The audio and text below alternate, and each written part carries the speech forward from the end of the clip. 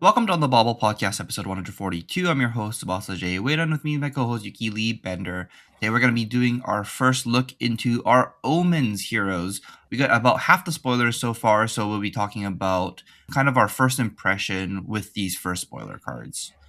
But I guess before we do that, how's your week so far, Yuki? My week's been pretty good. I had been sort of taking a break from Flesh and Blood a little bit, although on the weekend invited a few friends over and played a bunch of Classic Constructed just for fun. That was pretty enjoyable. And also went to an armory. That's also pretty fun. So kind of like getting back into it a little bit, I would say. But yeah, still like attending some of the armories and not all of them. Feels like sort of a bit of a downtime before we get the new set. And I think with the between Omens on the horizon and also like the upcoming ban list where Isilio basically, as we know it, disappears. Maybe there'll be a new Isilio deck. Maybe there's other bans, like who knows, like Victor or Marionette were top decks. Maybe they'll get something taken from them. We don't really know. Yeah, it just feels like hard to really actually prepare in a meaningful way. So yeah, mostly just been relaxing and taking care of real life stuff. My car has been sorely in need of attention, so taking care of that and things like that has been the main thing. But yeah, I'm excited to get back into Flesh and Blood. Well, what about you? Right now, we have a Vancouver Riftbound regionals coming up, so I've been starting to prepare for that right now. As you said, it's like a Flesh and Blood downtime until kind of Omens come out, and not much we can do until the full spoiler set starts coming out and then Omens actually gets released. So we have a little bit of downtime until maybe like end of this month, essentially. Yeah, I've been kind of like starting to practice Riftbound and then kind of waiting for the Flesh and Blood spoilers to just like start seeking through. We can start practicing and thinking about Limited again. Yeah. We kind of have like a preview of all the characters, but until we see a larger part of the card pool, it's really hard to kind of know exactly what they want to do and all of that. So we're going to give you kind of like our first impressions and our thoughts so far, but keep in mind that this is still super early and like a couple key rares or majestics can totally change things. So yeah, hopefully this will give you some food for thought, but yeah, there are a lot of cards missing, and depending on exactly what else is in the set, it could change things a lot. If you had to guess though, before we start, do you think Omens is going to be a powerful set? Let's say like at least one or potentially multiple meta defining heroes or like meta heroes that like see play? Or do you think it's going to be like somewhere in the middle? Or do you think it's going to be like a bit of a super slam? Ooh, that's a really interesting question. I think it might be maybe a little bit underpowered, at least from what I've read so far. None of these cards have been like clearly better than other cards that have been printed so far. They're kind of like either on rate or slightly below it. But this is a lightning focus set, so which means there's two sets worth of cards. So those are the two things that are kind of like in my mind right now, is that maybe if you combine it with the older cards, it will be powerful enough. But at least from reading right now, I don't know if I feel like the lightning flow stuff is a little bit too restrictive for it to be like so powerful that maybe things can't deal with it yet. Yeah, it's kind of interesting. I think if you asked me this question a week or two, or like the further back you go, maybe the more I would feel this way. I think that I would have said that I think that the set's going to be really powerful because they've pre-banned a whole bunch of lightning cards. So that sort of like indicates a powerful set. But with what we've seen so far, I have a lot of questions with some of the heroes more than others. But there's sort of this like, I think a lot of these heroes, I'm just like, if you play against like Fatigue Victor, how are you beating them? Like, what is your game plan to go over the top? And I'm not sure that any of them have like a clear way to do that yet. And we are missing a lot of cards, so that could easily change. It's possible that that deck's getting hit a little bit, but I think even outside of Fatigue Victor, just like a deck that blocks well, has a bunch of blues, potentially gives some of these heroes issues. I can sort of see like the value side of it and aggro decks and stuff. Like I don't think they're like, going to have no good matchups, but like there is this sort of like how do you beat fatigue problem, I think potentially with all of them. So yeah, that'll be something to keep an eye on for future sets, and again could really change with the remaining cards in the set. But yeah, I'm a little bit like I wonder how powerful this set is. We'll have to see. At least from what these hero texts are telling us so far, all of these heroes have to be paying some type of resource to be able to activate their ability, which gives me the impression that none of these heroes are going to be like red line decks, which I think makes it basically like a mid-range deck, right? All three of these heroes Mhm. seem a little bit more mid-rangey than, let's say, like the previous Lightning heroes. So it might be that these heroes are actually a little bit better into these fatigue decks than the previous Lightning heroes that had to kind of like figure out a way to overcome fatigue. They might just be like naturally a little bit stronger if they play like 2 costs and 3 costs in their deck. Yeah, I could definitely see that. There is a little bit of a like we'll talk about the heroes and their weapons, but nobody has like a strong fatigue weapon at the moment. So that is like one of the things. If you're playing a mid-range deck, how do you close the game? And I think that's the piece that I'm most interested in seeing, and I don't think has really been answered so far in spoilers. I'm hopeful that there is a plan for this, and we just haven't seen the cards yet. Although we have definitely seen heroes like this in Flesh and Blood before. That just the answer is like there is no answer. Riptide comes to mind. I remember seeing Riptide. I'm like, oh, Trap Ranger seems so sweet. They're going to do a Control Ranger. I wonder how it beats Fatigue. And they're like, yeah, he doesn't, and he kind of still doesn't. Like after multiple years. So I'm hoping this is not that, but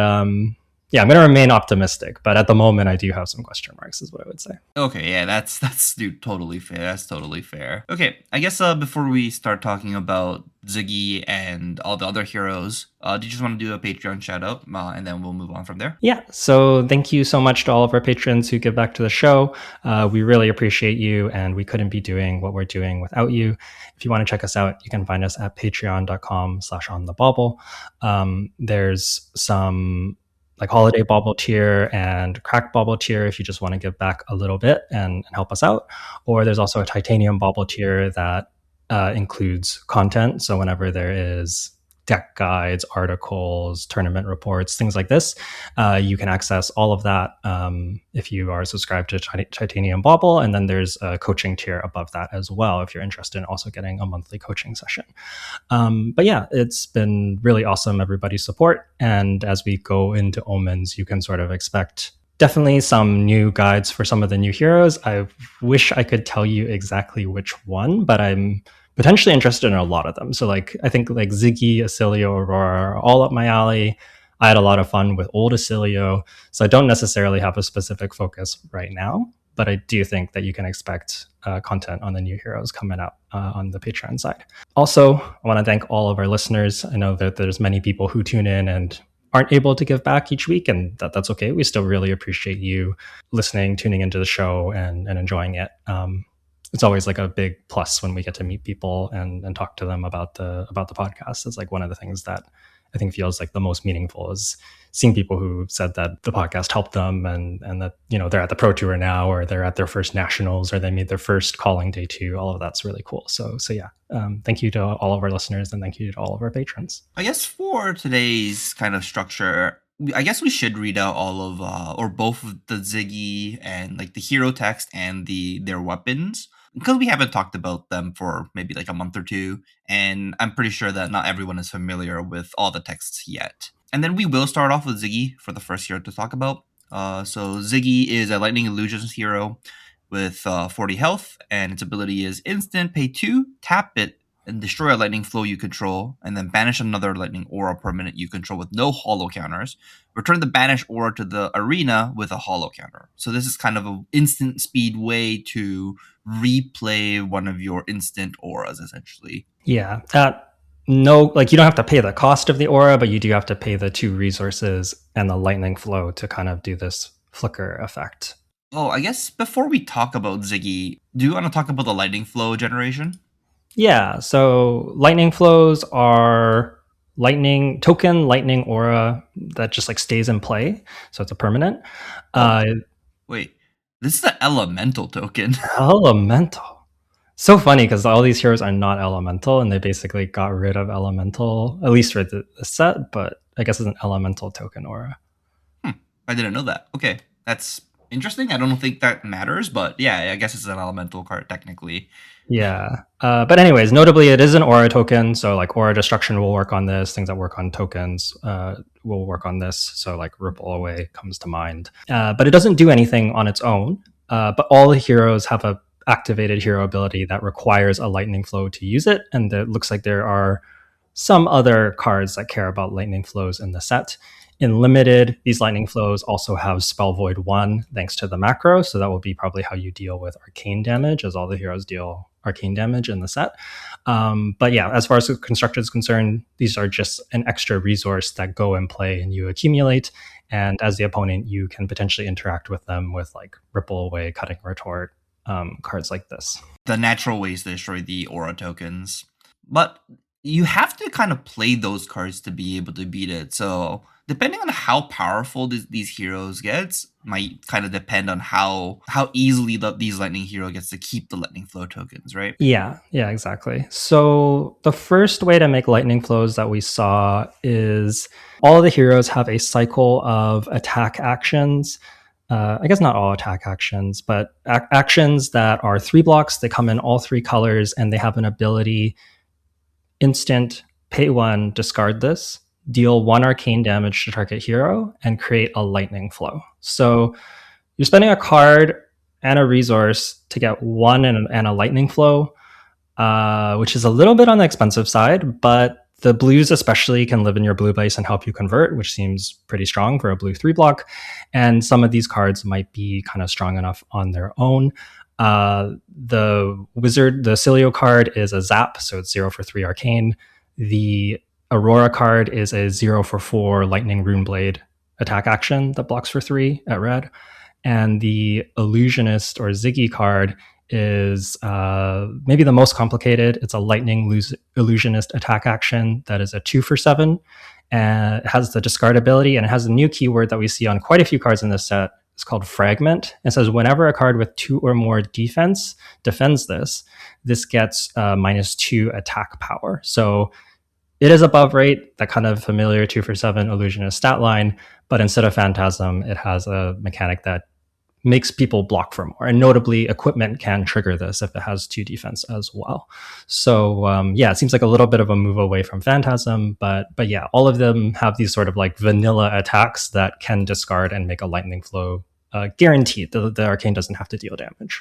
It is interesting to see if it's like if this is gonna be the main way these heroes are gonna make lightning flows in constructed. I know this will be the main way to do that in limited, but I don't know if it's gonna convert into constructed well, right? Because it is so below rate. Yeah, it seems a little bit sad. I think the blues seem pretty interesting. I do think blue 3 block lightning typing is like probably good enough, and it helps you convert, almost like a sort of like a Fruits of the Forest style card. I could see being pretty solid. Maybe Aurora could play like the 0 for 4, because 0 for 4 lightning attack action is somewhat playable, especially when it blocks 3. But outside of those, like if I'm thinking about Ziggy and constructed, I'm hoping to not be playing a 2 for 7 fragment with this ability. I think is kind of my initial impression, but maybe they'll play better than I think. Originally with Channel Lightning Valley, these looked a lot stronger, but we know Channel Lightning Valley is going to be banned. So yeah, I think that the blues I could see being constructed playable, but the other ones feel like limited cards. That's so true. Oh my god, man! If all the heroes had this cycle with Channel Lightning Valley, oh, that would be disgusting. Yeah, you tap out, they tunic, discard this card, you take 1, they replace the card, make a lightning flow. Pretty good. Yeah, that seems unfair. Yeah. Notably, all of these are actions, so Ripple Away will turn them off. And in fact, Ripple Away will turn off most of these effects. I'm kind of curious if Ripple Away will stay in the format, because it seems really powerful against the lightning heroes, and it also seems really powerful against Hala, who makes flurries off of action cards. So Ripple Away is a card that's been like getting steadily stronger, and I'm curious if it's intentionally there as a piece of counterplay, or if it's a card that might be on the upcoming ban list. I don't know. I don't think it will be on the ban list, because like that card still is like, it doesn't actually counter the whole card. It only counters just the token generation of the card. Mhm. And unless they have like 3 Malefics or something, it feels kind of underrated to discard it sometimes. So Yeah. I would assume that it's not gonna get banned, and it's mostly like a sideboard card. And if Vincett's not gonna be meta relevant. I don't know if Ripple Away will stay in people's blue bases unless they have nothing better to play. Yeah, yeah, that is a fair point. It does. I think the cost of including it in your deck is relatively low as a blue 3 block, but the discard effect still does take a whole card. So yeah, we'll have to see exactly how important these embodiments are, and if contesting these heroes on it will be something that you want to do. Outside of the classed common cycle that we just talked about, there are a few other ways that we've seen. Probably the best of the bunch is Flow State Embodiment. This is a majestic 0 for 4 lightning attack action that blocks for 3 and says whenever you play an instant card this chain link, create an embodiment of lightning or a lightning flow token. So you get to choose either an embodiment for go again or a lightning flow. And notably, it's whenever. So if you play multiple instants, you can get multiple lightning flows or an embodiment and some lightning flows. And this one strikes me as really, really strong because you kind of have like a wounding blow stat line. So traditional, like good stats, and has significant upside if you're playing instants, and all these heroes seem to want to play instants. So like you lightning press this, you just get bonus value. And that seems really good. So this seems like maybe the most impressive lightning flow generator that we've seen. Oh yeah, this is like giving me Blast of Oblivion vibes a little bit. Like just being able to create embodiment of lightnings is very powerful in these lightning heroes we currently saw in Acilio. And it kind of just like does that without having to have the sigil of conductivity on board, right? Which is kind of like that was a cost of playing Blast of Oblivion, and Flow State just doesn't require that portion of the card. And it also blocks for one more for some reason. They kind of overstated that card and then reprinted it to something even better. So yeah, this card has to be a staple, right?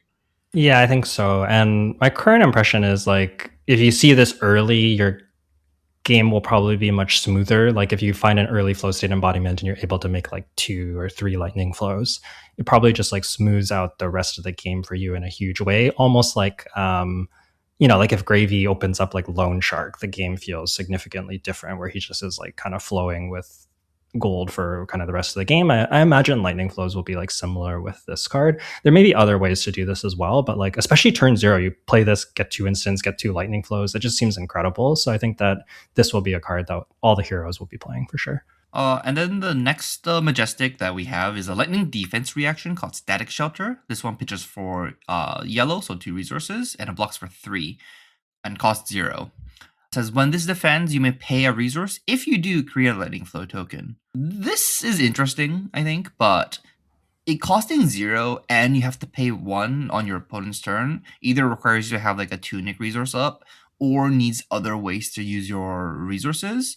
Technically, all of the heroes do have like a pay 2 or pay 1 tap itself ability to kind of use the floating resource if you pitch the blue. But that also requires you to immediately like destroy the lightning flow that you've made with this card. So it's kind of interesting in a way of like, yes, there are ways to use your resources almost all the time when you do play this card, but paying a full card into it without using a tunic might be too expensive on this card. It's kind of like hard to tell if this card's going to be playable or not yet. Yeah, I think it seems the most obviously playable in Acilio to me, where you have like seemingly multiple instances that you might want to play on your opponent's turn. Because I think if you're already wanting to play on your opponent's turn and you have this resource for free, this is great. And then the more that is off your game plan, the worse that starts to look. I think anytime you play it off Tunic, probably pretty good. You get 3 block and you just convert your Tunic for a lightning flow. That seems like a good deal. Ziggy technically has lots of instants. I'm not sure how many of them are ones that we want to be doing on our opponent's turn, though. And Aurora can kind of like pitch a whole blue to make an embodiment of lightning effectively. You get the lightning flow from this and then you pay 2 to make an embodiment of lightning. And yeah, blue for an embodiment is okay. It's certainly worse than before when she had a blue for an embodiment and a Starfall Swing, although her weapon is 0 cost and kind of does 2 damage. We'll get to Aurora's weapon. So in a way, it is like sort of analogous to that, but I think it is a little bit weaker than that for sure. So yeah, Static Shelter is like, I could see this being a staple, but I think Acilio, I believe in the most, Ziggy somewhere in the middle, and Aurora maybe the least is what I would say. Or maybe like only certain matchups. Yeah, I think it would depend on how important the lightning flow tokens end up being, right? Yeah, yeah. And that's a big kind of question mark, is how much can you play with these lightning flows or not play with them? We'll have to see. And then the last cycle of cards that create lightning flow that we know so far is, how do we want to explain these? Like, they're all reds. Yeah, let's just say, let's start with Flowing Storm Strike. So this is a red 0 for 4 rare. It's a lightning action attack, and it blocks for 2. It says twice per turn instant, this gets +1 attack power. And when this hits, create a lightning flow token. So it's a 0 for 4, and kind of as a trick, you can pay 1 or 2 resources in this to give it +1 or +2 power if you wish. So kind of always on rate damage, but it does block for 2, and it has a very notable on hit with lightning flow. I think having the instant speed pump does make this card pretty challenging to block potentially, especially if it has go again. So I think that these cards are pretty interesting, but the 2 block is real. And then the rest of the cycle is there's a 1 for 5 that has the exact same text. You can pump it twice on hit lightning flow. And then there's a 2 for 6 that also has the same text. The 2 for 6 strikes me as the weakest of the bunch, because you don't often want to pay 2 resources on your 2 cost to get to 8 power, whereas like the 1 for 5, you can like play it as like a 3 for 7. And the 0 for 4 is probably like the most flexible, since 0 for 4 stat line just classically really good. But yeah, these cards are interesting. I think they'll be super good and limited. And I think some of the heroes might play these in constructed, especially Aurora, who it seems to be like the best at giving stuff go again because of arc lightning, because of her ability to make embodiments of lightning with her hero ability. Yeah. I think it also depends on how much you want these lightning flow tokens. And the more you want it, this might be like one of the most reliable ways to just like play it and then force your opponent to either like give you 2 to 3 cards, or you get a lightning flow token, right? So it's like it is very good into these aggressive matchup that you want lightning flow tokens. So it actually just might, some of these like mostly the 0 for 4 might make the constructed decks. Yeah, something else worth considering is all of the hero abilities are instants and cost resources. So if you already have a lightning flow token, you kind of get to represent this attack and threaten to pump it if they block like card and armor, or they block exactly. You can pump it, get a lightning flow token. And if they overblock it to deny you, you can potentially activate your hero ability for some value. And I think that sort of fork that you're presenting them with is like pretty interesting for these cards, and definitely part of the power budget for them. So yeah, I can see some really cool stuff that you can do with these, but it's yeah, we'll have to see if there's like the 2 block is the biggest thing. I think if these are 3 blocks, these seem like constructed staples for sure. With 2 blocks, it's always like, how many 2 blocks do you want to include, especially since you're probably playing a fair few instants. That seems to be the lightning thing. And yeah, so there's a real cost to these, but I think they're pretty powerful. Okay, that makes sense. Okay, so that's the current ways to make lightning flow tokens. I don't think we have anything else so far. Then do you want to start talking about Ziggy again? I guess before we do that, I would just say that like right now, my initial, or maybe I'll ask it as a question. Right now, do you think lightning flows are like easy to make, hard to make? What do you think of the current lightning flow generation? I think if you want to make them, it looks pretty easy to make. But the problem is like the more cards that you have to play to make the lightning flow tokens, like I think what's going to be the limitation of your decks is going to be how much lightning flow generation cards you can play in your deck, and that would kind of like take up most of your slots, right, for your deck, which means that the easier you can make lightning flow tokens, the less flexibility you're going to have with your deck. So I think as long as your deck is very powerful with the lightning flow tokens, you can kind of like put your deck together to always be able to make the lightning flow tokens.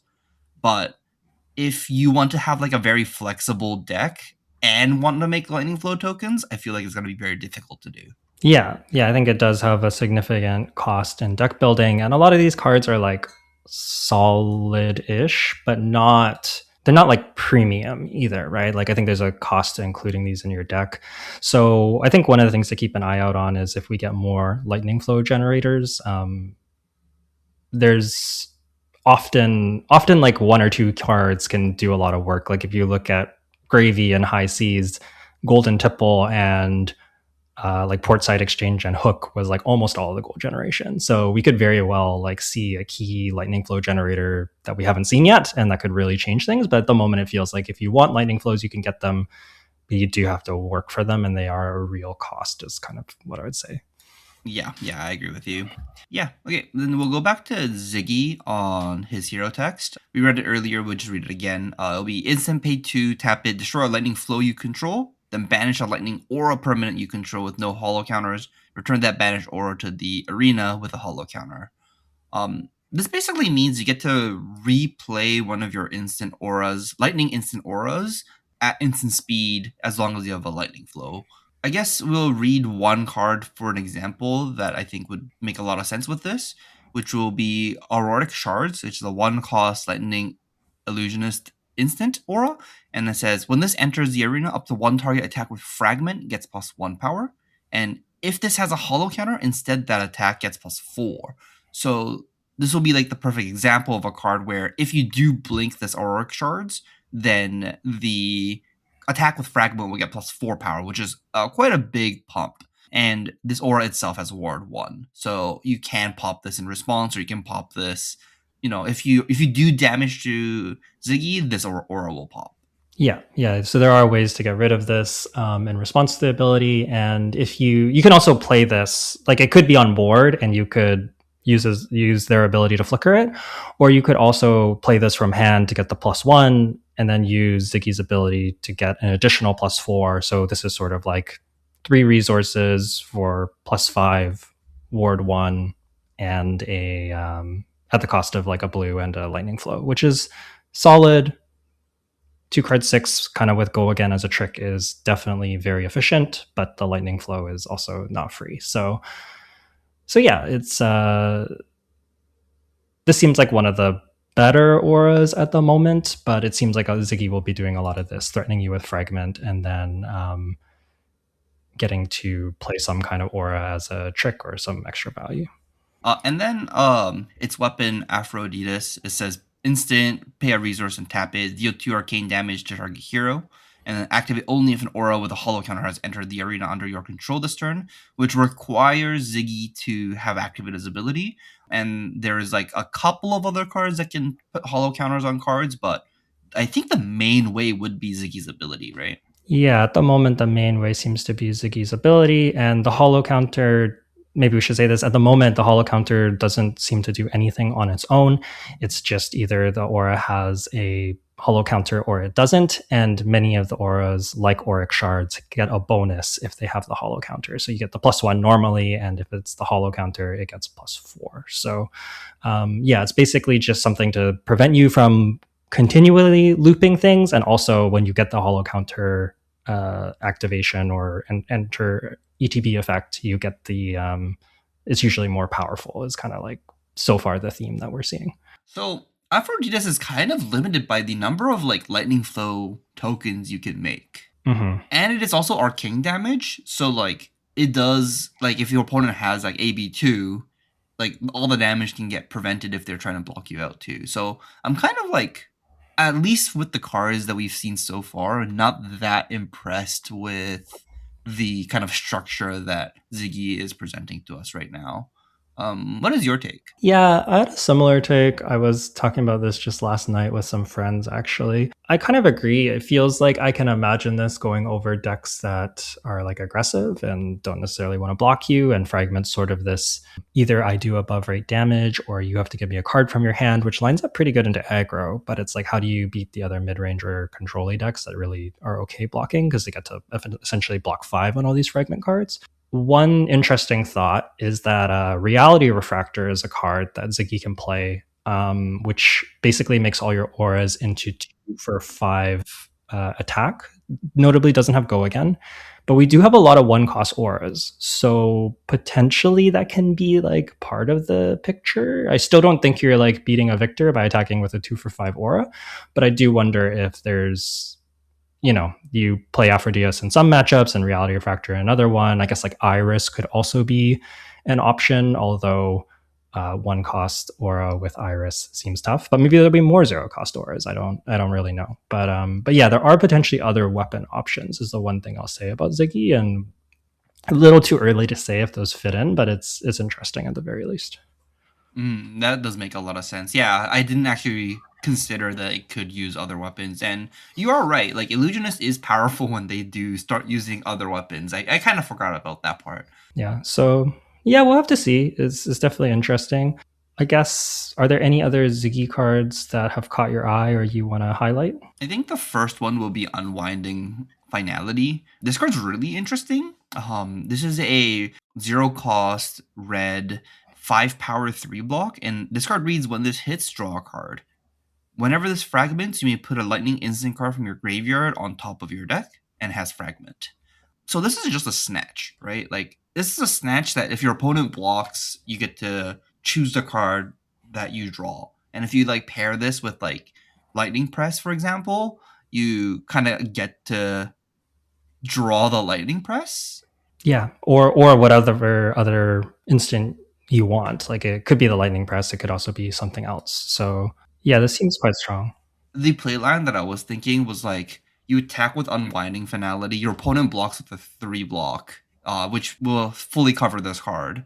You can try and lightning press it, put back like a lightning press from your graveyard back on top, draw the lightning press, and like just keep on going. Like this card is good, right? Like I think this card, even though it is basically a 0 for 3, if you consider the fragment already like applied to this card, Snatch is has to be still good. Yeah, and I think especially against aggressive decks that are often kind of flush with 2 blocks, the 2 blocks still trigger Fragment, but it will only cover 4 total. It'll give it -2 in block 2, so you'll be over by 1, which is actually still quite annoying. So yeah, I think that this card, especially into aggro, seems quite interesting.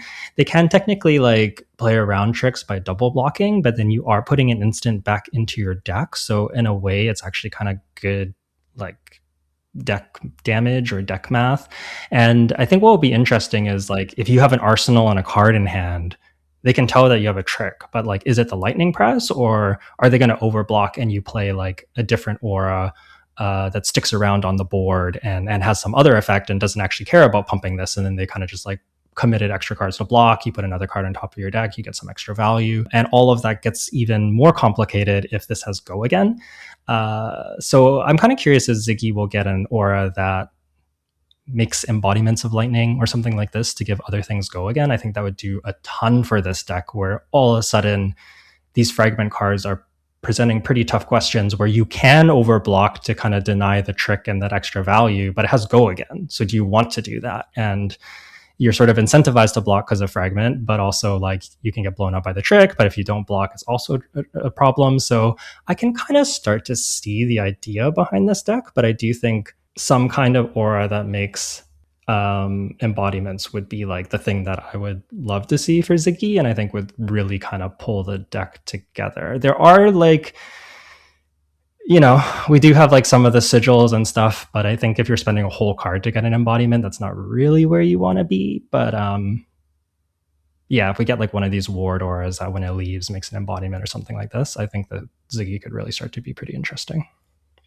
Yeah, that makes sense. That makes sense. Yeah, and imagine like a deck that has like this and snatches and like a bunch of embodiments. You just get to go like Unwinding Finality 5 on hit draw a card, snatch go again on hit draw a card, snatch again on hit draw a card. Like that would be disgusting. Yeah, absolutely. And can maybe start to see why somersault's not a thing, because you start to get like you can get your somersault back and then you play this again and then do it again. So yeah, I can definitely see that. I guess another one to touch on is Blink of an Eye. This is a 2 for 7 with Fragment that blocks for 3 at red, and it says whenever this fragments, you may banish a lightning aura permanent you control with no hollow counters, then return it to the arena with a hollow counter. So you kind of get a free Ziggy activation if they decide to block this. They can also not block this and just get a just let you play a 2 for 7. So yeah, this is kind of interesting too, where you get to represent the trick. They can overblock, like block for 10 essentially with 2 cards to play around something like Auric Shards. But you could also play something else instead, like I guess I also mentioned Corrosive Space Dust. It's a one cost red aura that says when this leaves the arena, deal one arcane damage to target hero, and it has ward X. X is 4 if it has a hollow counter, otherwise it's 1. So if they overblock Blink of an Eye, you play Corrosive Space Dust in response to the trigger. You flicker it, you deal an arcane damage. You potentially, and then like you get the ward 4 and then another arcane damage when they eventually clear it.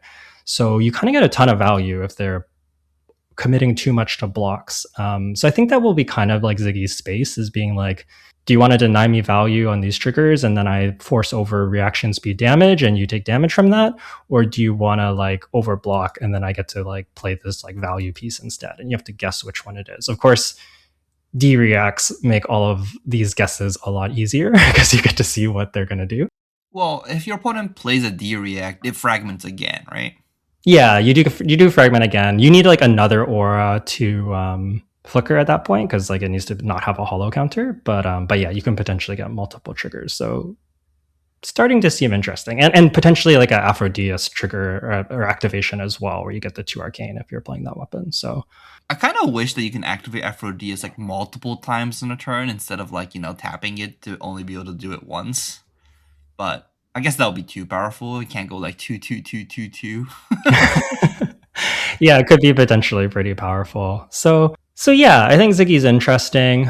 It seems like Ziggy has like a little bit less of a snowball mechanic than a lot of the other illusionists, although some of these like flicker effects does start to get more powerful if you're not having to commit a card from hand to get the aura. It's just like already on play. You do get a lot of efficiency, but also a lot of them are like costed red ward ones. So yeah, we'll see how good Ziggy is at keeping them around. But it seems like this sort of interesting like board state plus reaction speed combat trick kind of deck is initially what Ziggy's looking like. Mm-hmm. It is interesting because like when you think about the last illusionist like Enigma, you really needed to keep 4 cards in your hand to kind of like clear their board. If Ziggy kind of can represent similar things like that, these fragment cards get way better, right? Because then they can't really block these like overcosted cards, and they become like true damage while you set up a board. So yeah, if you can kind of like force your opponent to never block these fragment cards, but it also might be it's going to be similar to what Enigma used to do as well. Yeah, so I think it really depends on kind of what auras we see. I think like a couple key auras that have a very powerful effect could really change the evaluation on Ziggy. At the moment, it feels a little on the fair side, but Right. I don't think it takes too much. Do you think we're going to get a Mira guy again? I don't think anything will quite be Mira Guy because Ziggy doesn't have. I think the big thing was like Cosmo just made it so that if your stuff sticks around, you have a weapon, like a really potentially really powerful 1-cost weapon. But Ziggy just like doesn't have that in their hero ability or on their weapon. So yeah, I don't think we're gonna see a Mira Guy, and I think that that's like probably good. I like that Ziggy, because I think one of the problems with the Mira Guy is that they could like fold their whole hand and then go Tunic Mira Guy. Here's 8 more damage off of like 0 cards, and I don't think Ziggy has that play pattern. I'd be really surprised if they like force that play pattern into their card pool, because like nothing so far indicates that that would exist, and they'd have to go pretty far out of their way to do it, I think. But yeah, I also think that's probably a good thing. Yeah, we don't need another Mira guy. That card was so toxic. Yeah, and I think that I do kind of hope that Ziggy is more on this like tricky end and a little less punishing about building up a board state that just completely takes over the game. Obviously, there will be some amount of like permanence, and permanence sticking around is powerful, but it's. I think the difference was like Enigma had a bunch of powerful weapons that cost 1 and have go again.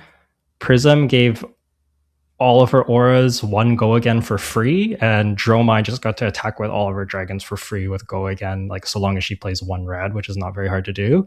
And when Illusionist is not doing that, it's potentially like a lot more fair or a lot less snowbally, which I think is like seems like good design space to me. Okay, only time will tell. So we'll see if it still does that or not. Because Ziggy does still have access to the older illusionist cards too, right? Yeah. They just don't have a way to make the auras into weapons is like the biggest thing. Or like not free weapons. You can do it with like Cosmo or Iris, but like then you have to protect your board and you're playing currently you're playing like one cost ward one red auras, and then you have weapons that cost resources, and it's like I think most decks can deal enough damage to get over that. Yeah, I was gonna say most of the illusionist weapons that did that got LL'd with them. So Yeah, yeah. yeah. Okay. Then let's move on and talk about the next hero, which will be Aurora Legacy of Tempest. Um, so this one is a 40 health four-hander and has instant pay to tap it, destroy a lightning flow you control, and create an embodiment of lightning token. Man, this is like the most uninteresting hero ability it might take. This is like, I'm just like, I don't know how to explain my feelings here, but it's like a little bit underwhelming just reading this text. I feel like it might feel less bad if this is like the first time we've seen Aurora, but it's just Aurora's old hero ability with an additional cost of needing a lightning flow, which is like that's like tough, It's just it's Aurora, but just worse, and she has less cards because she's a lightning rune blade instead of an elemental lightning rune blade. So, yeah, I agree that Aurora, at least like the hero card on its face, is like a little okay, I guess. Yeah, That's how I feel. it just feels bad. It just feels bad, right? Like it's like looking at old Aurora, looking at this Aurora. I'm just like, what happened? Like, what happened to you? Yeah, it's just like one of those like if old Aurora was in the game, you would literally never play new Aurora because it's just like the same thing but worse. like basically like strictly worse, which like we don't really see that often, but yeah, in this case that is the case. Obviously like you don't have the choice to choose between the two of them, and they felt, I think like Aurora was clearly a little too strong, hit living legend very quickly, so I can maybe see the reason for pulling this ability back a little bit, but also it just, yeah, it doesn't feel good. Let's talk about its weapon. It's Scorpio Comet Tail. This is a lightning runeblade weapon, two-hander, and it has action, tap it, attack. Activate this only if you control a lightning attack, and when it hits a hero, deal 1 arcane damage to them and attacks for 1. So it is just Starfall that costs 0 without go again. It's like a chain ender that costs 0, that adds 1 extra damage or 2 extra damage to the attack. Yeah, Or to the turn. yeah, I think this card's actually pretty strong. A free 2-power weapon is really powerful. Of course, the cost is that you need to have enough go again to get to the end of your chain. So I think that things that give go again, or cards that already have go again, like potentially Ravenous Rabble or Scar for a Scar, probably become a lot more premium. They were already premium, but like even more so. The more natural go again you have, the better that this card gets. And yeah, this like 0 for 2 weapon is just like a really good rate. And even if you like eat an equipment, they give you like a 1 block equipment, I think that's still pretty good. Seems like Aurora has quite a few on hits, so taxing their equipment is going to be super real, and it will be either they're denying this or they're denying some of the other effects, and we'll talk about those effects across some of the other cards. But yeah, I think Aurora is going to have a lot of on hits, so the armor tax is really real for her, whereas like a deck like Phi doesn't really have on hits, and this would be a lot worse. That makes sense. That makes sense. I'm thinking there's like the warrior class kind of gets to block this for free is kind of my initial take. Like Valiant Dynamos is like a clean answer to Scorpio, and that might give Aurora some issues there. Yeah, I think that's definitely true. It also means that they're not using Valiant Dynamo to cover up some of your 4s with on hits, so there is at least that. Also notably, her hero ability costing 2 and weapon costing 0 kind of leaves room in her curve to play 1 costs, which Aurora previously really didn't like because it basically always meant that you were giving up a Starfall swing, so 1 costs were basically never good. That's not the case with this Aurora. This Aurora can fit 1 cost into their deck, and this is going to be a question of how many 1 costs can you afford to play before it starts to get bricky, but it does kind of let her build her curve in a different way, which I think is pretty cool. Interesting. Yeah, it's at least I want to talk about this next card. Kind of makes me want to maybe put more blues into Aurora and be like less redliney, which is Tempestuous Kiss, which is a 2-cost red 5-power 3-block, lightning runeblade action attack, and it says quick strike. If it has go again, it gets +1, And when this attacks a hero, deal one arcane damage to them. The first time this deals damage to a hero, they discard a card.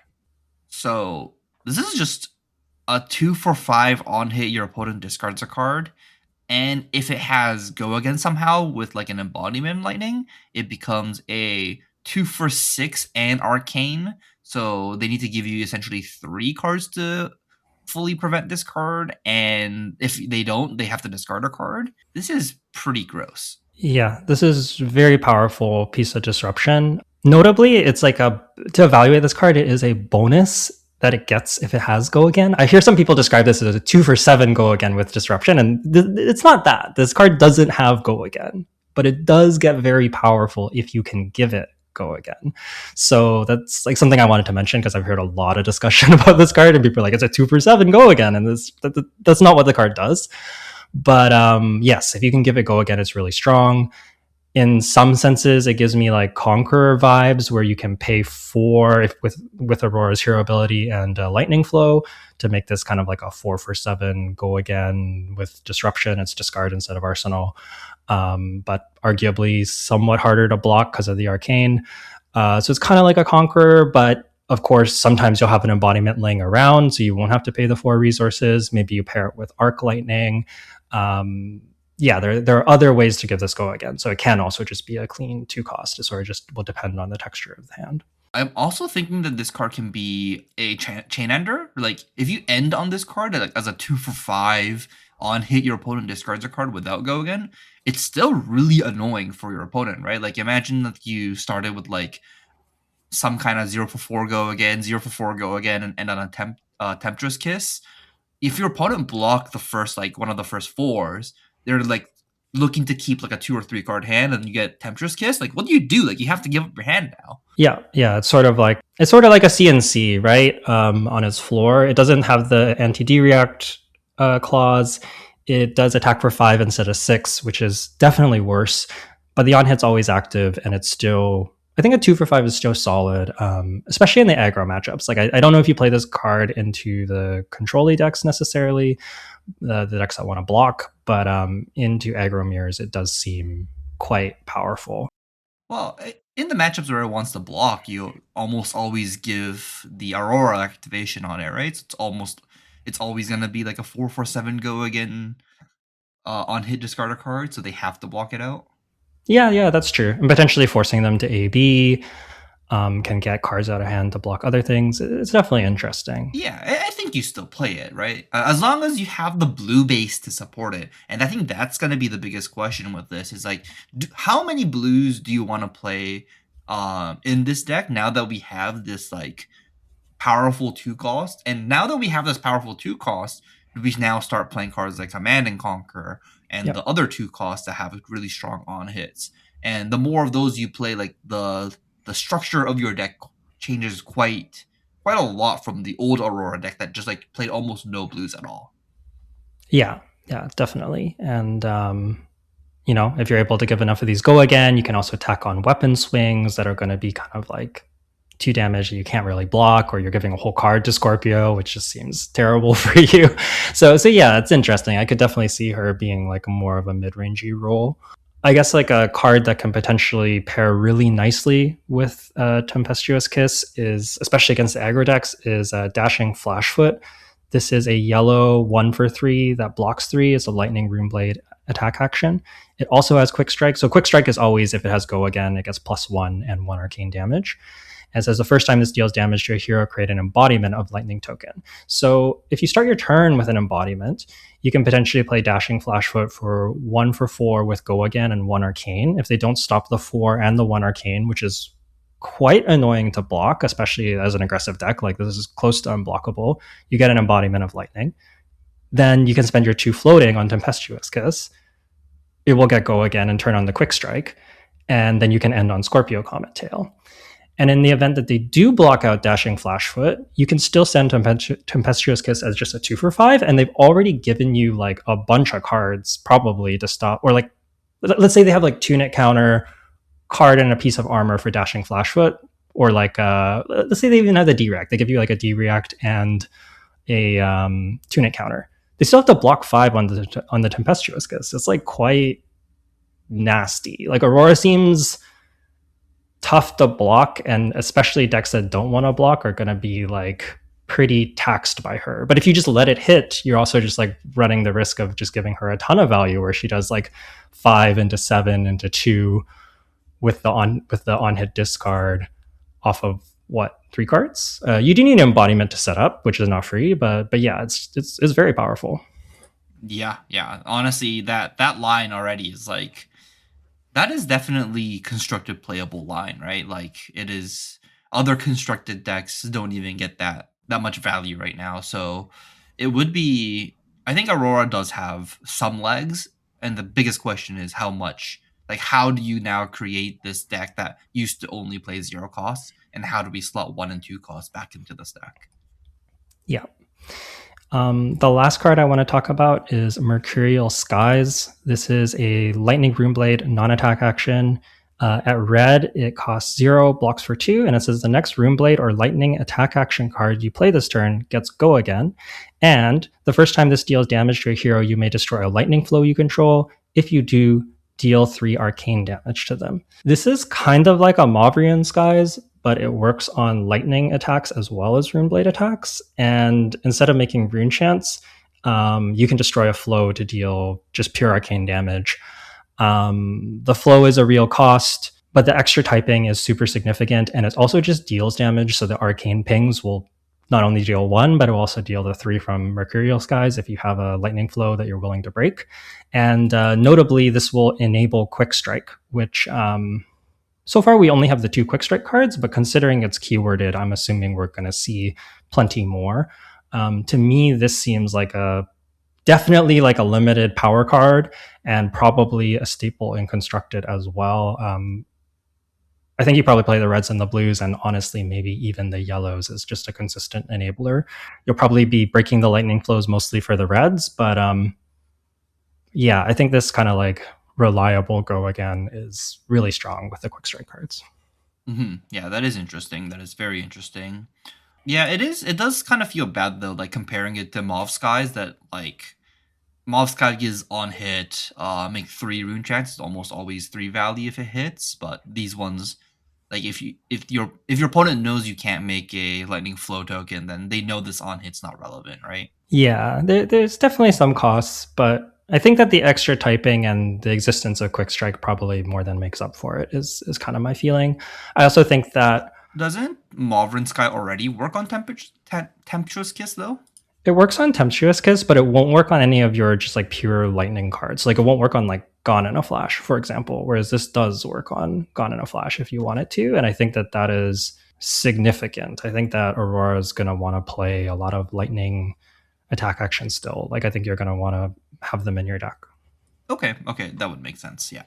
I also think another piece here is like if you have enough go again, you also get a Scorpio Comet Tail swing, which is like let's say it's just 2 value, and that's really strong. So you can potentially make up some of this value. Like if it translates to like a Scorpio Sting activation plus like the Quick Strike text, it's pretty solid. Like you get 2 value from Quick Strike and 2 value from Scorpio Comet Tail. So I think the go again is just like very valuable in this hero, is what I would say, if it enables a sword swing.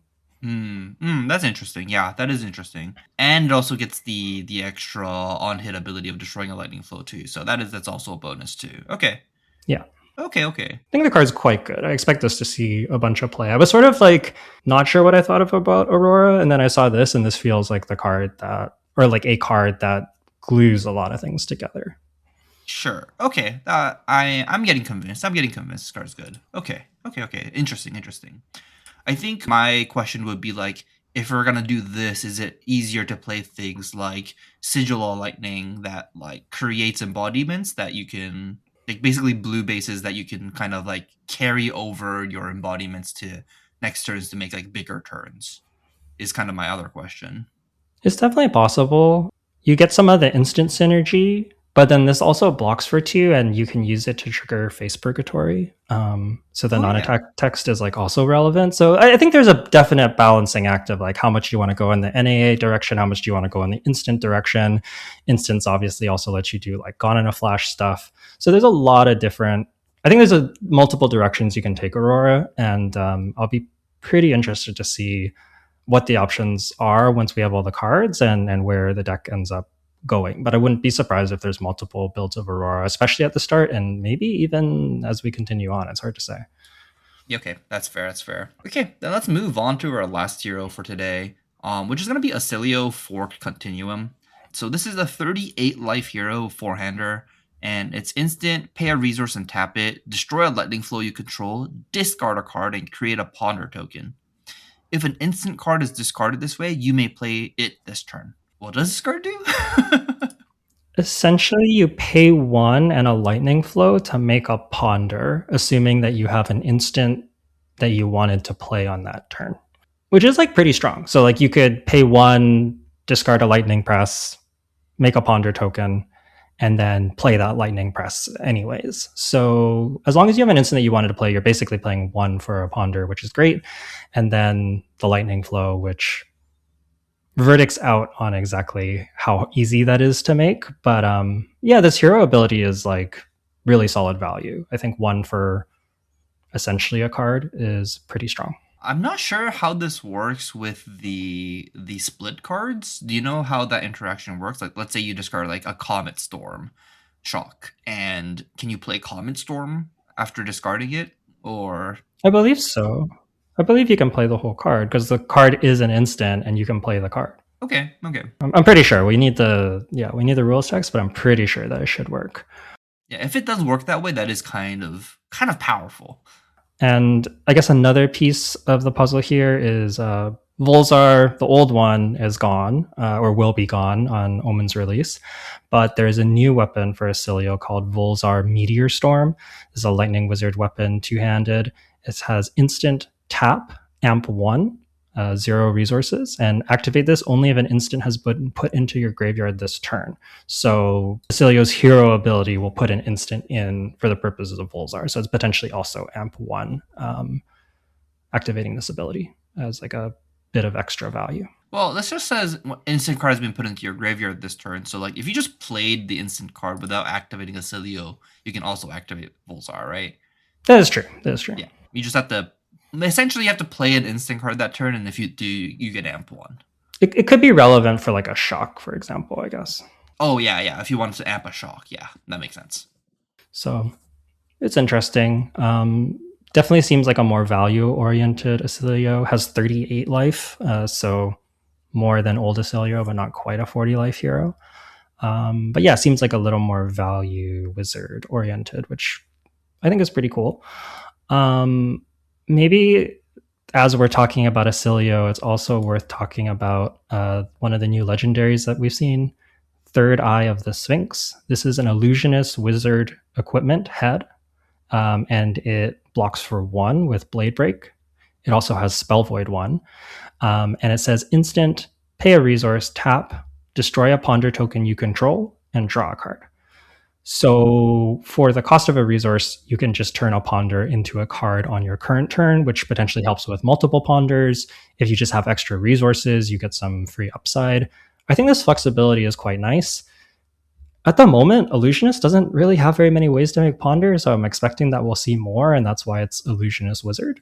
But it makes a lot of sense with Acilio because his hero ability just creates ponders on demand, and getting to turn those into cards on your current turn if you want to is some good flexibility, let's say. Yeah, it's good flexibility and also gives you a 5-card hand for that turn, right? Because Acilio lets you play the card you've discarded if it's an instant, and then you draw an extra card now. So you essentially become a 5-hander for that one turn. Yeah, that's true. It is at the cost of 2 resources, but you do get to like get a whole extra card, which isn't necessarily like more value, but it lets you do more on the current turn and kind of create big turns, which is always powerful in Flesh and Blood. Having extra cards on one turn is very good, or extra resources, or extra, whatever. Carrying things all into one turn is very powerful. Is Sigil of Brilliance still legal? Yeah, right? Mm-hmm. So you can go like have a 5-card hand with Sigil of Brilliance, then activate Acilio, and this headpiece go to a pseudo 6-card or a 5-card +1 resource, essentially. Yeah, exactly. And still does, I guess all of these heroes have access to Gone in a Flash and potential Gone in a Flash combo shenanigans. So yeah, I think Acilio definitely has some ways to go over the top. You need more than just the Gone in a Flash combo because you won't get all the amp, but it is a piece of the puzzle for sure. Okay, interesting. I think the most interesting card that got spoiled so far is Echo Flash for this hero. It's a yellow one cost lightning wizard instant, and it says deal 1 damage to target hero. And then it says when this card is put into your graveyard from anywhere, your hero deals 1 arcane damage to target hero.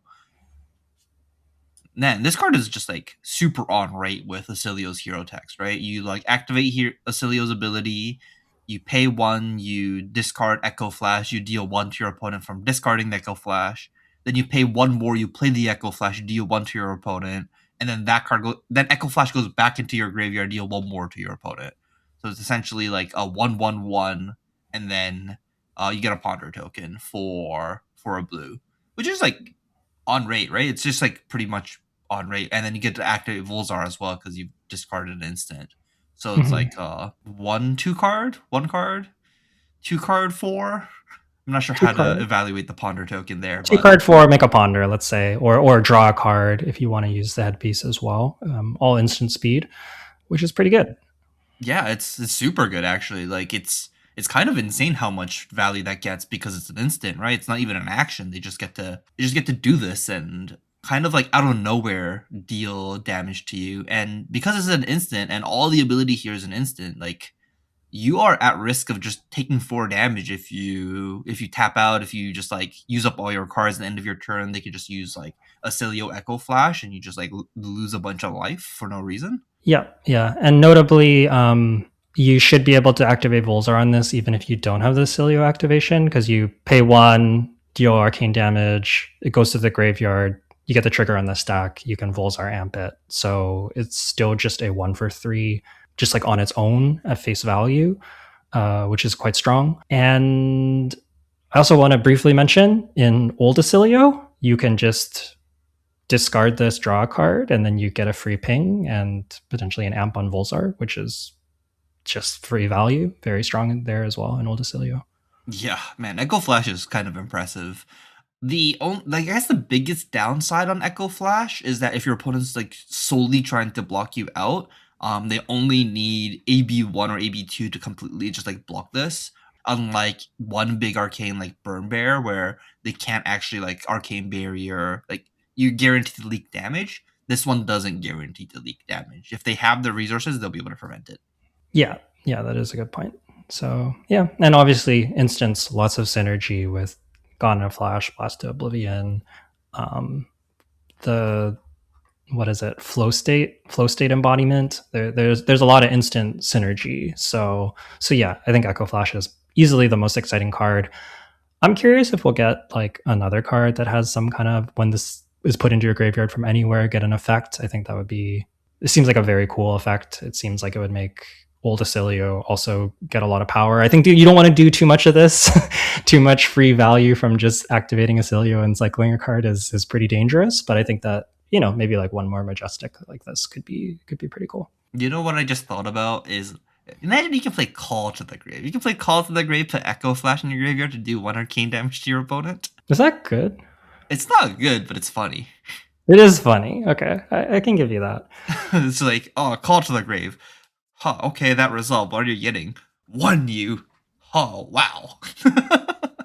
Yeah, yeah, I could see that for sure. So yeah, I guess if there's more abilities that, as you said, goes to the graveyard does something, then maybe Call to the Grave might be playable in this deck too. Yeah, yeah, I could maybe see it. Okay, let's talk about Core Reaction. I like this card quite a bit. It's an instant red, 2 cost, doesn't block, and it says at the beginning, it's an aura. It's a Lightning Wizard instant aura, and says at the beginning of your action phase, destroy this, deal 4 arcane damage to any target. I guess like a big question is without the Volzar super amp, how do you go over decks that want to block you? I think being able to deal 4 arcane potentially on their turn with Echo Flash is like one of those ways. You get them to block out. They take 4. It's a good way to chip them. Another way is a card like Core Reaction, where you can play this. You can even potentially play multiple and just take a setup turn where you play these and you go into a 5-card hand and you start that 5-card hand with 4 arcane damage. Volzar is online after that. Notably, you can't use Volzar on this unless you have another instant that goes to the graveyard first, because you destroy this and deal 4 arcane damage all as one effect is not a trigger. But like it's not a the damage is not a trigger that you can respond to. But yeah, this is potentially a way of damage stacking, and I could see this being quite relevant to go over. 2 cost pairs nicely with Acilio's ability as well. So with Acilio's ability, this is sort of like a 2 card instant speed 4 that you can carry to the next turn and also makes a ponder, which seems pretty good. Yeah. Yeah, it is. It is. It kind of is like one of those like sigil of brilliance type things where you can stack up and make one big turn. I'm still kind of sad that the Volzar doesn't like amp like 6 or 7 as it used to right now. I'm kind of having a hard time seeing how Acilio actually closes some games out still, even with things like core reaction. My theory, or maybe my hope, is that we will have a card that basically does what Volzar does. I could see the weaker version of this would be that we have, well, I guess there's trade-offs. One version of this could be that we get like a majestic zap that deals, that amps X, where X is the number of lightning cards we've played. So you have like a big payoff for having a big turn. Another option could be you get a lightning instant, probably majestic again, that basically gives you you amp X, where X is the number of lightning cards you played this turn, and you potentially get like a 3 times per game old Volzar activation, but it's tied up in a card, which I think sounds kind of reasonable, but I don't know. Yeah, yeah, yeah. I don't know if it's reasonable. It's definitely powerful. It's definitely powerful. I think it probably has like a pretty real cost if it's just like a red instant that doesn't do anything else on its own. But who knows? Okay, that's fair. That's fair. Okay, I think that's all I wanted to talk about Acilio. Was there any other cards you wanted to mention before we move on to maybe the last card I want to talk about here? We have to at least talk about Tome of Quandaries. Sure. This card's great. Do you think this card's great? This card's great. This card's just like good on every metric that a flesh and blood card can be good. It's a 0 cost wizard instant that blocks for 2. So you can block with it. It's a blue, and it creates 2 ponder tokens. Now, I think the important thing is Third Eye of the Sphinx lets you pay a resource to draw a card off of one of these. So this is kind of like a blue that can also be a 1 resource, draw a card, make a ponder token, which is very similar to like a Codex in terms of value. So I think this is just like a really good value card. Well, a Codex also does like one more thing and like doesn't cost 1 and doesn't cost you a head slot. Yeah, but this is blue. Sure, Codexes are yellow. Like how? That's not that much of a.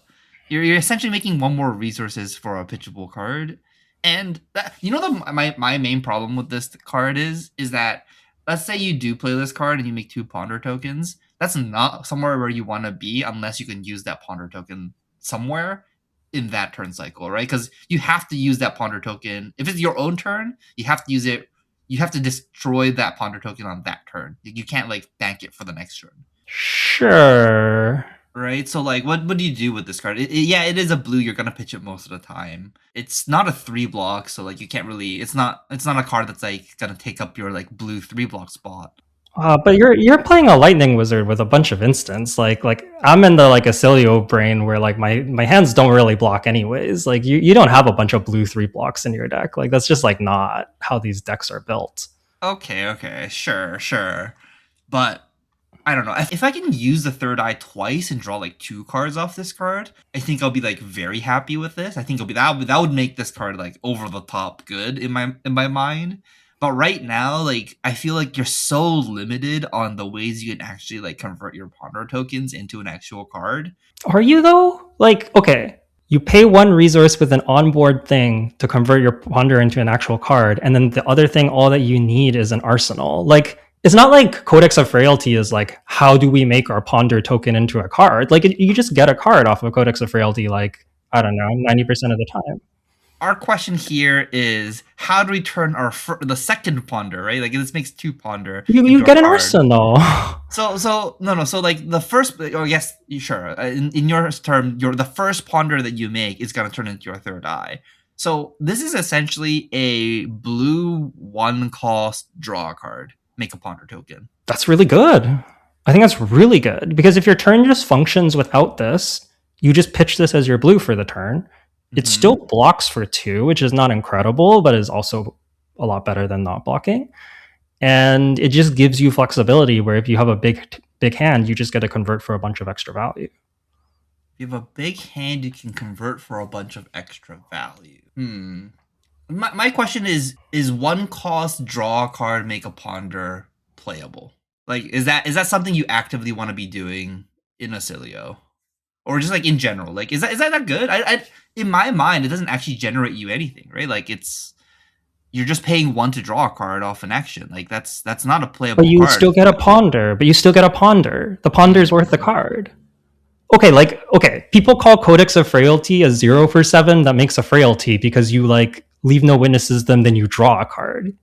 If Codex of Frailty is a 0 for 7, how is this not like a 1 for 6? How is this card not a 1 for 6? If you evaluate it as immediately drawing a card and then end of turn you draw a card that's on average worth 3. It's not always going to be worth No, 3. I wouldn't compare this card to Codex of Frailty because Codex of Frailty, you know what you're getting off the card from your graveyard. I would consider this card maybe like a Codex of Inertia, where if you don't Sure. have a way to convert that card, it was actually like really, really bad, right? Like Codex of Inertia doesn't see play in every single deck because you need a way to convert the card you draw, and a blind draw in this game is not as powerful as in other games because you have to somehow convert that card no matter what you draw. Depending on how your deck is constructed, obviously it could be good, but in unless you kind of like make sure that it's good. Like imagine you play Tomo Quandaries and you draw another Tomo Quandaries. Like that's not a good draw, right? Like how to use that card. You're not going to make two more ponders if you can't use a blue. Like what do you do with it? You need to make sure every card you draw here is convertible, and I'm not sure if Acilio can convert every card it draws. It might, but if it can, then if every time you draw a card off this card is going to be good, I think you'll be good. But I don't know if that's always going to be the case with this card. Similar to Codex of Inertia. Okay, but what I'll say about Codex of Inertia is that Codex of Inertia is a really broken value piece. The biggest restriction with Codex of Inertia is not just that you have to be able to convert the card, you have to be able to empty your hand and then convert the card, which is significantly harder. You also need to have an empty arsenal to begin with and then end on an empty arsenal. This just requires you to end on an empty arsenal and be able to convert a card off the top. And I do think there's times where like you make them block out, this is in your hand, and you just get to like spin the wheel, and it's a blue that converts into like a new card and a ponder. That seems really strong to me. And if you just want to pitch this as your blue, you just pitch this as your blue. Like I would be shocked if we see Acilio decks that are not just running 3 of these main deck. At least the new Acilio, because you're already priced into being a deck that ponders. Like your hero ability makes ponder tokens, so you have to be, or like maybe you conceptualize it as like you pay ones for Sphinx. Regardless, you have to be a deck that draws random cards and makes use of them very well for this hero to make any sense. So like there is a deck building cost, but I think this hero is just already priced into making that deck building cost. And like, yeah, you can get a second Tomo Quandaries. Maybe that's bad. There's going to be bad draws. But I think that this being a blue or a card that generates a bunch of value is just like really flexible and really, really powerful. Like, yeah, it's just like a blue that can be above rate or can be a blue. That's crazy. Okay, okay. Okay. That's I'm not totally sold on it. I feel like in practice it's not going to be like that strong, but okay, I can see where you're coming from. I'm just thinking of like I feel like when you draw off Ponder and you have to arsenal a card, it's not always great because I play with a lot of Codex of Frailties, and there's always cards you draw that aren't good off Ponder. There's always cards you blind draw that aren't good, and I'm Yeah, feeling that Tomo Quandaries and like kind of how I've seen Acilio play in like the previous Acilio, that I'm not talking about this Acilio from Omens, but the Acilio from that won the PT just now. A random ponder draw isn't as scary as when they like look at a card and then arsenal it and they like intentionally arsenal a card. So like I'm not sure. I'm not sold. I'm still not sold on it. I get where you're coming from. When this card is powerful, it's going to be very, very strong. but okay. But Have you also considered that this is an instant? So it triggers Blast Oblivion, it triggers Flow State Embodiment, it triggers Gone in a Flash. This is crazy. Like, this card is crazy to me. This card is really, really powerful to me. Like, this seems like one of the best M's we've seen in the set. Like, not particularly close. I think like Tempestuous Kiss is up there, probably a little better, but like Tome of Quandaries is just like a scary card to me. I don't know. I don't know, man. It's like, if I wanted to be using a Cilio on that turn, you have 3 Ponder tokens. Like, the more ponders you make, the worse it gets, right? Like you can only use the third eye once. Well, even that is like, going even further on this card. There is a potential of like, you have 3 of these in your pitch stack, you play 3 of them, you make 6 ponders, you already had an arsenal, you're on an 8 card hand. That is like another mode that this card does. Ooh, okay, that's kind of more interesting. As a like, how do you kill them? You just stack 3 Tome of Quandaries, which is a blue, and then you get your 8 card hand underneath it. That is like, even if it's not perfect pitch stack or whatever, like 8 cards is a lot of cards. And you can activate a Cilio, so that's set. You can make 7 Ponder tokens. Oh, that's kind of interesting. I mean, it takes a card out of hand. I guess if you like Tunic it, you could have 7 Ponder tokens and make a 9 card hand. So yeah, I mean, like, I think that this card just does so many things for the deck, honestly. Okay. I don't think it's like, I think it's the least common mode is like the pitch stack mode, but I don't know. We'll see. To me, this is a codex. I think it's like slightly worse codex that's blue, but is also an instant, and instants have a ton of synergy. So okay. I think I can buy it. I think the point that kind of like pushed me over would be like the God in the Flash combos with this card. Like, you can actually like convert this with the God in the Flashes to like keep your combo going if you're doing something like that. But yeah, I don't know. I'm not sold on it, but clearly Yuki is sold on it. One of us is gonna be right now. it's hard. It could be in the middle. It could just be in the middle. Yeah, that's what I was gonna say. It could just be in the middle and both of us are wrong, and it's just like, this card is a fine card, not broken. If this is a red or like, and doesn't block or something, I'm like a lot lower on it. But blue 2 block? This card's so good. Okay. Fair enough. Any other cards before we wrap up the episode here? Nah, I think there's like other cards we maybe could touch on, but honestly, we've been talking for a while, and spoiler season's still ongoing. We're recording May 5th, so I imagine we'll probably be back at spoilers potentially next week or very soon, and talking about more of these cards. So we definitely don't have to cover absolutely everything. I think this gives us kind of like a good first look into each of these heroes, and we can leave some stuff for next time. Okay, fair enough. Ugh.